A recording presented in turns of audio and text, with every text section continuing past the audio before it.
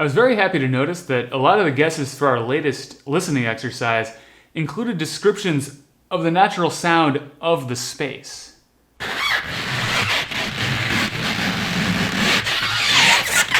For example, ALX Files says, polystyrene being rubbed against a balloon inside a small cupboard. Devolution 555 says, two balloons being rubbed together while being held with tinfoil gloves in a small cement room.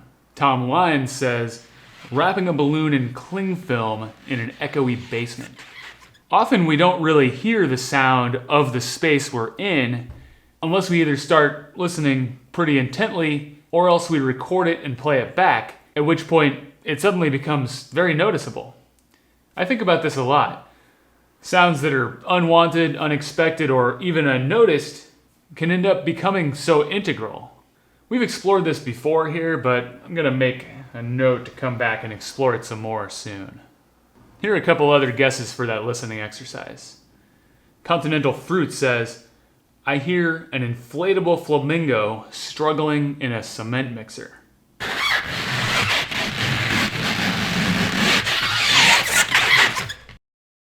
Pincho Paxton says, aliens talking through the radio whilst eating a bag of crisps.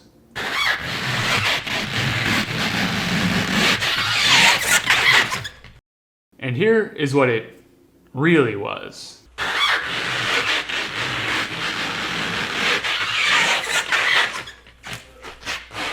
Stephanie McKeon got really close. They said, a person with large feet, wearing sneakers, yes I was, and walking into a freshly mopped, yes, high school gym. Well, the upstairs hallway at Make Noise isn't quite a high school gym, but that's close enough for me. Thanks everybody for your entertaining and evocative descriptions. I recently received an unusual package in the mail. It is the Anabat SD2 Bat Detector. I want to give a big thank you to Jay and Melanie Reynolds for loaning me this really cool piece of gear. They told me that this can pick up the signals emitted by bats and shift them down into the audio frequency so that we can use them in a modular synth. Now, I'm really into collaboration these days, not only with my fellow musicians, but with the natural world as well. So stay tuned and let's see where this takes us. In the meantime, I was taking a glance through the patch corner section of the Strega Manual, and I remembered that one of the patches made by my coworker Jake is called Bat Cave. I sat down with Jake the other day to explore it. Hey Jake, how's it going? I'm doing well. Thanks for having me here in Little Hollywood. Good to have you back in here. So the Bat Cave patch from the Strega patch corner in the manual, I was curious about how you came up with it. When using the O-Coast, I'd like to hang out at the higher frequencies in like pretty much the top range of the pot and the fine tune as well, just to try and get almost like inaudible sounds and see what happens like when it gets chaotic. And I was kind of trying to replicate some patches that I would do on the O-Coast in the Strega while having the pitch set extremely high, or in this case with tonic. It was kind of just a way to try and explore the highest ranges of the frequencies that could be output by the Strega, and when I did, it ended up sounding kind of like a mix between bats' chirps, or do they chirp, and kind of like the flapping of their wings. Ah, okay, that makes sense. Well, do you want to give us a little walkthrough through it? Sure. So when we turn this up here, what we can hear is definitely the sound of a dense cave system, lots of reflecting sounds of their. Do they chirp? Do bats chirp? My understanding is they do, although it may be at a frequency that we can't even hear. Right. But that really, that almost fits perfectly with the idea of like getting into the highest frequencies that the synthesizer can create. Totally. Yeah, and I think the echoes caused by time and decay here sort of emulate not only the sound of like a small cave, reverb in that environment, but also the sound of like their wings flapping kind of incessantly, just not really letting up, just kind of like a swarm, kind of like if you're in a cartoon and you're in a cave and you have to cover your head because the bats all fly past you. Yeah, it does have that kind of like the swarm is all around you. It's definitely an exaggerated, concentrated swarm. And there's a few ways that you can kind of get more characteristics in this sound.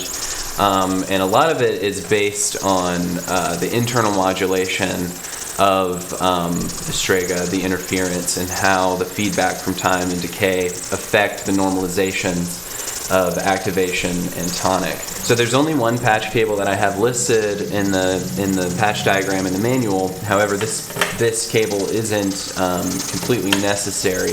It's just to kind of modulate the speed of the normalization of the agitator to the filter to kind of give it some more character, sort of just flavor. Well, that makes sense because then you've got, it's going to sound a little less periodic, so it's like more like the chaos of many bats interacting. Exactly. In theory. Yeah. Yeah, and in this way you can also kind of right now you can kind of hear sometimes there's like these pulsing kind of patterns where the feedback builds up and it kind of gets caught in kind of a loop, so to say, and you can kind of affect that by barely changing where decay is and kind of affecting how much that feedback is affecting the interference and their normalizations here.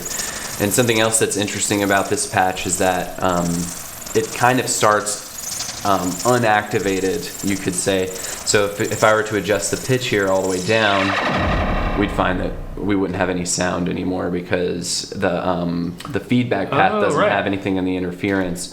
So in order to get back into it, we have to turn it up, and the higher frequencies activate the circuit a little more heavily than the lower frequencies do. That's an interesting way that you've sort of unlocked some of the secrets of these CV outputs and the interference. Like, I noticed that you have activation. You have a little bit of activation going, although it's probably low enough that when your tonic goes way low, you're not hearing it as much. Exactly. You even have some interference on it, but at that point, there is no interference because there's nothing really happening inside the later portion of the circuit. Totally. And actually, that kind of reminds me of where the idea of this patch kind of came from. In addition to the high frequency kind of randomization of the O-coast, and trying to create dynamic Krell patches and patches that are changing and don't repeat themselves, and trying to replicate that sort of idea in the Strega with the interference and trying to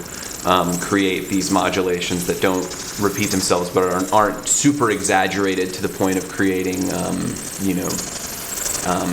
massive changes in pitch and stuff like that. But we could adjust the normalization to tonic, and that is going to kind of affect the range of frequencies that the bats are projecting, and also maybe accentuate the wings, their wings flapping rather than the chirping. That. So the chirping kind of comes through more when the normalization to tonic is turned up higher. Okay, that's great. I like because you've got kind of like really already you're looking at as high as the tonic can go from the knob.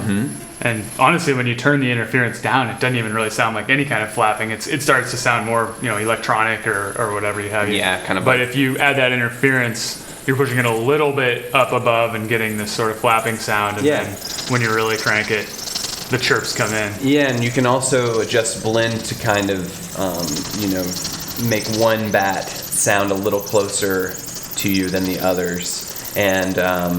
And you can kind of hear if we turn the blend down this way. I'm going to adjust the volume a little bit too.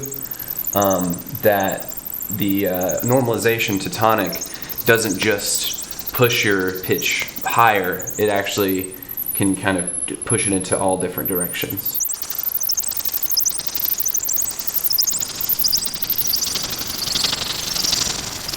Oh, I almost feel like right now I'm hearing more bats than I have even before earlier while we were listening to this. There's definitely sweet spots and places that you can take it that you can kind of escape the cave when it sounds more like, traditional synth sounds or something like that.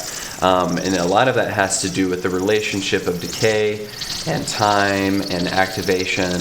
So if we turn decay down, we're going to hear more intense modulations of tonic, and it's going to sort of change our sound and make it sound a little less like a bat cave, and it sounds more synthesized. We're hearing a lot more of the, dramatic pitch modulations, while up here the modulations kind of get It's washed. masked somehow. Yeah, exactly. Like it's interesting. It doesn't just sound to me like they're now bathed in echoes. It's almost like the echoes have taken over or like replaced those squiggly synthesizer sounds. I mean, a lot of it is because the blend is up, but Totally. And also the way that the feedback in those echoes affects the internal modulation. So if we were to turn this up, we're going to hear less intense modulations of these normalizations, and we're also going to hear more maybe unrealistic reflections in this cave. Maybe make the cave seem a little more labyrinthy, like you can kind of hear like an entire system and it starts to incorporate maybe some running streams. That was what I was going to say. It almost sounds like I'm hearing like the water running down the walls of the cave, and I'm getting that real feel of like stalactites. Ahoy. Absolutely. Yeah, totally. And we can also incorporate more of those sounds too with the filter by turning the filter down. You can hear a lot more of the kind of distant running water. I don't know what a water in a cave system is called, a stream. I don't know if that's still a stream. And time also can affect the characteristic of our cave, and how close,